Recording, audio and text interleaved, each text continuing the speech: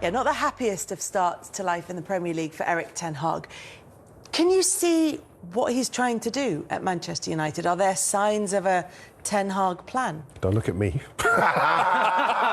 I think there was for 5 minutes. I think that was about it when they were moving the ball really, really well. And when they went 2-1 down, well, they got the goal to get themselves back into it. They started to play. But when I look at this Ten Hag team, and I did feel for him standing on the sideline, everything's off the cuff. You look at the two squads, you look at Graham Potter's team at Brighton, there's a clear plan there. They know exactly what they're doing, every single one of their players.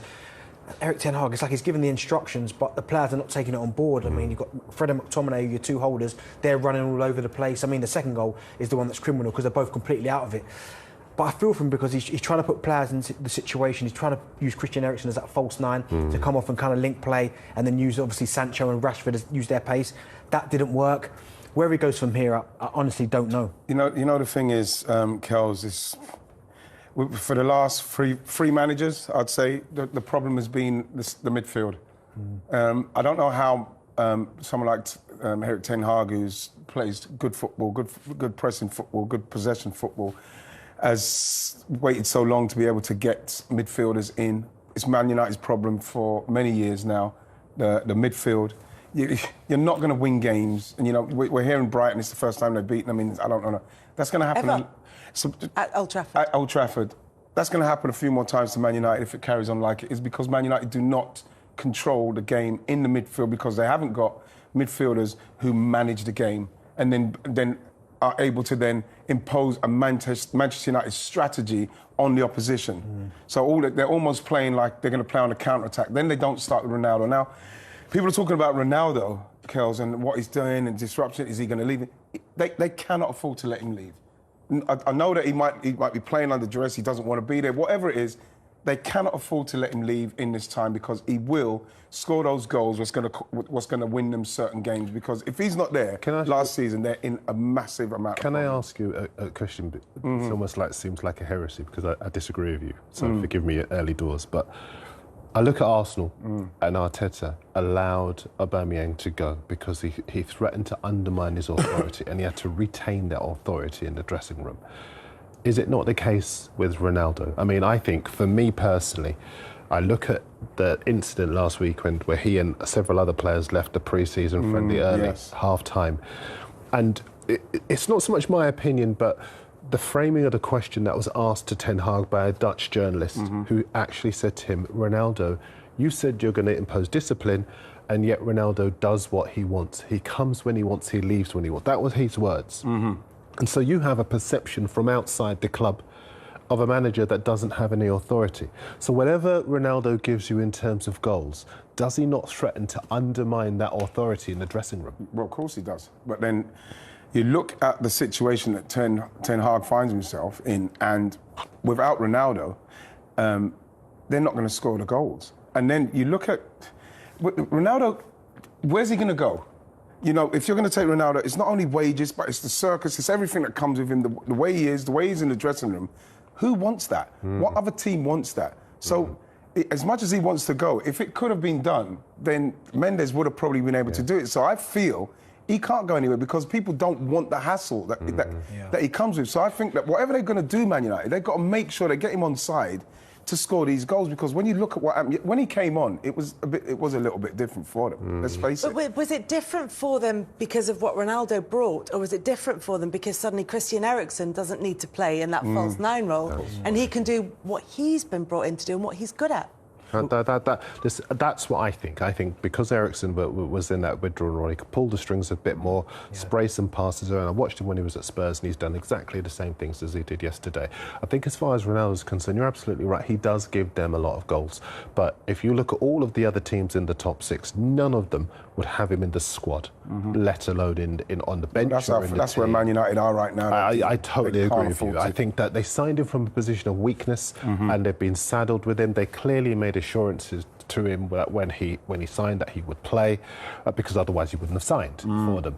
But the problem that you have now is that if you have him in your squad when he does that kind of thing, then you're sending a message out to other people that he can do that kind of thing. And for me, even though in the short term you would lose those goals, you absolutely would, and you would lose that threat. But in the longer term, you would preserve the authority of the manager, the cohesion of the team. You could blood a younger players, because obviously with the money you would save on wages, you could get a couple of other. Benjamin Sesko at Salzburg, for example, a young player that you could maybe give a couple of seasons. Darren, Fans would understand I hear what you're saying. And maybe move them on. Even if you just pay Ronaldo up. But I just think... I don't think anyone wants to. No, don't send him to another club, but just pay him up to go and then just say, look, we made a mistake, but if we are going to build a team... Wayne Rooney made the point yesterday in the Sunday English papers where he said, I would let him go and I would invest in a younger player, because if you look at the other teams in the top 6, they're all teams that are constructing or building for a title challenge. Yeah. If you look at United, they're still stuck in the past, and they've had, 10 years of bringing in old strikers. There is talk now, no, not talk, they have bid for 33-year-old Marko Arnautovic at Bologna. Now, what on earth are Man United doing bidding for 33-year-old Marko Arnautovic at Bologna? With that, they do that. We've seen them do that. Go far back as Erik Larsson from. We've seen how they do that. You know, they've done it with Zlatan. You know what I mean? They've done it with we saw Cavani. They did it with a great deal of success with Robin van Persie. They've done it, yes, but it's the subsequent strikers who've come in. Romelu Lukaku, the youngest of them, at like 24, I think he was when he came in. And for us, look, people will say, you know, we joke about it. You know, you media guys, you are harsh. But what we're doing is we're doing two things. A, looking at United under Sir Alex Ferguson and the exacting standards of discipline he had. He let Jaap Stam go when Jaap Stam was a little bit too indiscreet. And he said, no, you cannot break the sanctity of this dressing room. And they let him go. You look at the other teams that are building young teams. Sadio Mane, 30 years of age, sold by Klopp to bring in 23-year-old Luis Diaz. Haaland coming at 22, even though they scored 96 goals, I think it was last season. I think Ronaldo is a legend, and I don't think anybody doubts his legendary status.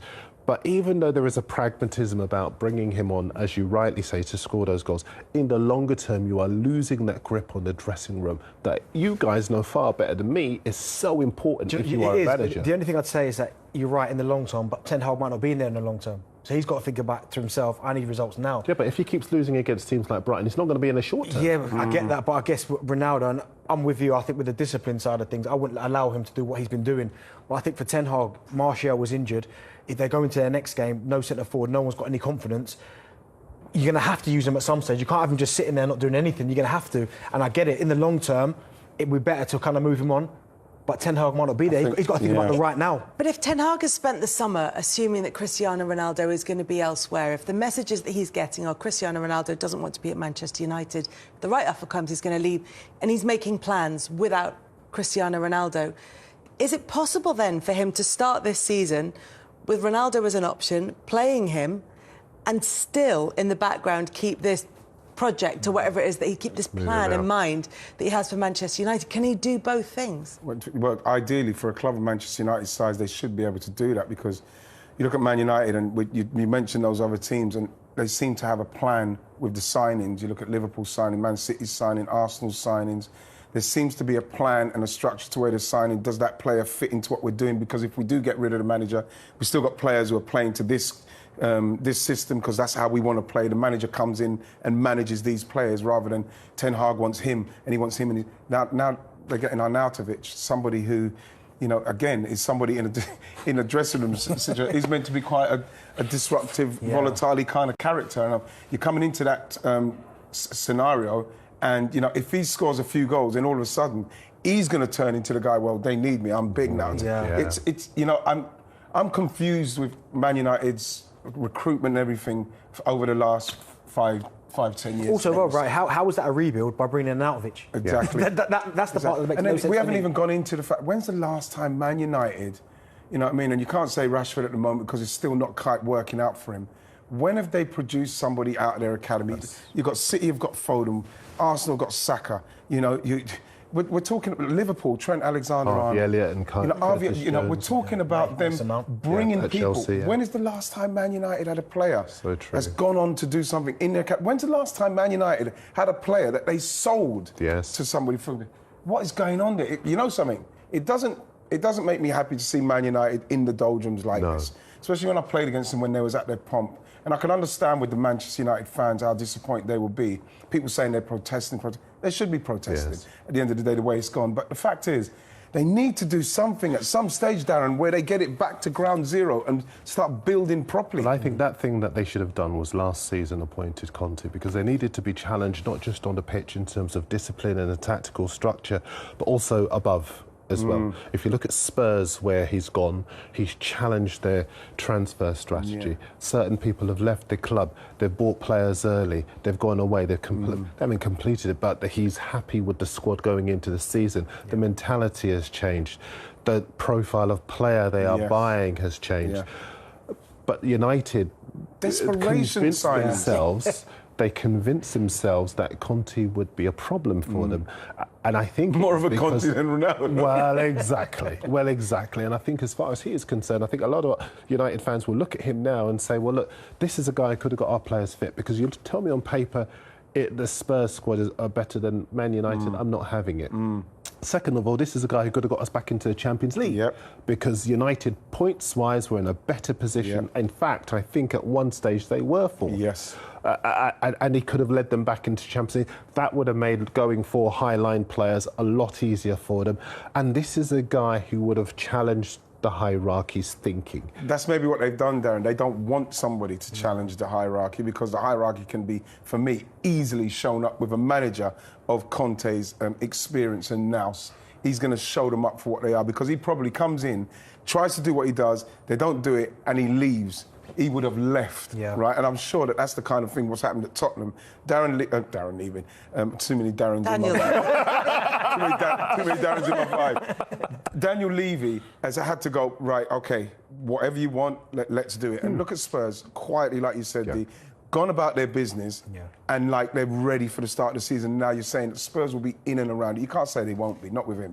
How about this for an achievement? Pascal Gross has scored the winning goal against Manchester United 3 times. He scored 6 times against them in 12 games, which is amazing. But it's all about Ten Hag. I think even if the most die-hard Manchester United fan has to accept, it's going to take time. Absolutely. Today was obviously a big setback. It's going to take time, though. It was a body blow, the result and the performance today, for obvious reasons. You don't want first day of the season to be losing when you're at home against Brighton, who are a good side, but you want to pick up a positive result. The performance wasn't there, Mark. So it tells me that he's got a lot of work to do on the grass, on the training ground, to get these players to a higher level. There was too many players like Rashford, Jadon Sancho, etc., that weren't up to speed and quite anonymous in the game. That's the worry. What did you make of it all? Well, I was hopeful and I was optimistic and positive, probably like every Man United fan. But, you know, the body of work shows it's, you know, they got a long way to go. And Brighton are a really good side, a well-coached side. And they won the game, deserved to win the game. So I think it's disappointing. I think for United fans, you hope something was going to change, but it's going to take a lot of time. They just got to give Erik ten Hag time and support him in the transfer market. And well, they opened up too easily, United, in terms of the Brighton goals. Was it too easy for the visitors? Far too easy. But the thing is, Brighton are a really good passing side, you know, and they find little ways of moving the ball about. But United, out of possession, I thought were one of the worst teams in the league last season. And you just see here, you know, Dallo there, he's pointing at McTominay, you got to get out to him. But nobody gets out to him. There's too much time for a player like Trossard to pick a pass. That is far too easy. You've got to put some pressure on the ball. First and foremost, that's one of the most important things. Why does Dallo want his midfield player to do that? No, he shouldn't. That's exactly, he should go. But he's thinking, should I be in the back four? So he stays in there and forcing McTominay out. That's your job. Yeah. Get out to him and put a bit of pressure on. Yeah. But so that's the first part. No pressure on the ball. Look at Trossard. No pressure on him. I can pick a pass. And Danny Welbeck's playing against Martinez and Harry Maguire. And look at, he's in between the two. Harry Maguire loses sight of him. Martinez, he's trying to hold the line. Danny Welbeck does brilliantly. He ran the two ragged all game. He stays on side. Look at the space that's in behind there. It's far too easy. And once that ball is played in behind there, then it's chaos. Danny does great, gets inside into that little pocket there. But you just see that the numbers that Brighton have, it's 4v3. How can that happen? Where's the two defensive midfield players? Where's Fred and McTominay? Luke Shaw, he's marking 2 players. He's got the one on the shoulder, which you can see, and he's got the one just inside of him that Harry Maguire's not picking up. And basically, he's got to pick his poison. So he now doesn't know what to do, He's not sure. He knows both are there. He goes with the one closest to goal, rightly so. But the problem is, the ball goes in at the back post. This goal, this is the one I find really frustrating. This is Ten Hag's philosophy. You're going to press, you're going to get after everyone. Everybody gets after the ball. That's Eriksen nearest to us, nearest to the screen here. And that's McTominay, almost in the centre forward position. They should be swapped. And the fact of the matter is, we know Brighton are going to play, and they want to play. And just watch what happens with one little cheeky back heel from Trossard. Normally, Owen, that's a scenario where you're delighted to be in. You're press right. them high, But- don't let them out. But look at that. You know, United got 5 players up the pitch, and that's how Ten Hag wants to play. He wants to get after people. But the fact of the matter is, once you get beyond that initial press, look at the space that Brighton has. Fred Midfield is emptied. Fred is in a pocket against 3 players on his own. That midfield is In emptied. 50 yards, there's 5 up the pitch. It's ridiculous. And once it runs on, Fred's in an awful position. I've got to go put some pressure on the ball, but there's nothing he can really do. It gets played up the line there, and then they're in. Harry Maguire doesn't know whether to go, so he retreats. And, you know, they pass the ball well. They're quite patient. This is what Brighton are really good at. Again, they get numbers in the box. No pressure from Luke Shaw. David De Gea makes a bit of a mess of it, and it's a tap in at the back post. So you can see what he's trying to do, Ten Hag, but it didn't work today. And the problem is, if you don't play well and you make mistakes, you're going to get punished. And that was a learning lesson for him. I'm sure he would have learned a lot. When he pulls that analysis apart and he looks at that Ten Hag, he'll be so disappointed and fuming. As I said, and Owen said there, how you press the opposition, and it's a scenario where you go, brilliant, we've got them where we want them, let's nick the ball back. And Brighton had it far too easy to get from their own corner flag all the way through the middle, the top end of the pitch, overload, goal. Yeah. Once So they got much to out, look at. So much to suddenly look at. the emphasis was changed, wasn't it? Let's have a word with Chris Foy, former Premier League referee, our friend. A couple of things. Chris, happy new season to you to discuss. Let's have a look at the Scott McTominay challenge first of all. Was this one where maybe a greater sanction could have been applied to the Manchester United midfielder? I think the interesting thing with this, Mark, is that the referee doesn't give a free kick, and obviously he's got some information from one of his assistants that it's a foul, and he cautions. But when you look at it again, I think, could the VAR have intervened? Well, they obviously felt that there wasn't, enough intensity in the challenge. But let's be brutally honest. If Scott McTominay receives a red card for that challenge, I don't think he can have too many complaints. Red. It's a red. Orange, can we have an orange card? Yeah, one of those that's in the middle. That's one of them. That's one of them tackles, Mark, where you go in for a 50-50 block, and you know if you go higher and the top end of the ball, you're catching the man on the shin. It's quite dangerous. Yeah. In your day, though, you would have genuinely you would have got away with that. That's play on. That's play on. Skim the top of the ball. On we go. On we go. What about, yes, you've seen that a few times, Chris, I know, nodding your head at Don there. What about the penalty shout? Brighton, and certainly their fans, feel they had a very good shout for a penalty. Martinez's challenge on Welbeck. Yeah, well, Paul Seeley, the referee, is in an excellent position, and I think had he pointed to the spot and given a penalty, then the VAR wouldn't intervene and that decision would have stood. But as you can see, he was in a great position to make the call. He was happy with the call, with what he saw, and it's very difficult then for the VAR to get involved. And of course, this season, the match officials are working to a higher threshold for intervention. But as I said, quite simply, if Paul, in his wisdom at the time, points to the spot, that decision wouldn't get overturned. That's for sure. I think it's hard to overturn that. If it had been given, it would have been just as hard to overturn it. What's your view on it? Yeah, I think you could have easily given it. Danny's not the type to dive anyway. He feels that pressure, and when he feels that amount of pressure, Martinez is new. He wants to, make a statement. Yeah. He's going to be physical. He's aggressive. I thought he was probably a little bit too aggressive. There, you just got to tone it down. But I think Chris makes a great point on both decisions. Whatever they give on the pitch, they would have stuck to, and I think rightly so. Yeah, I totally agree.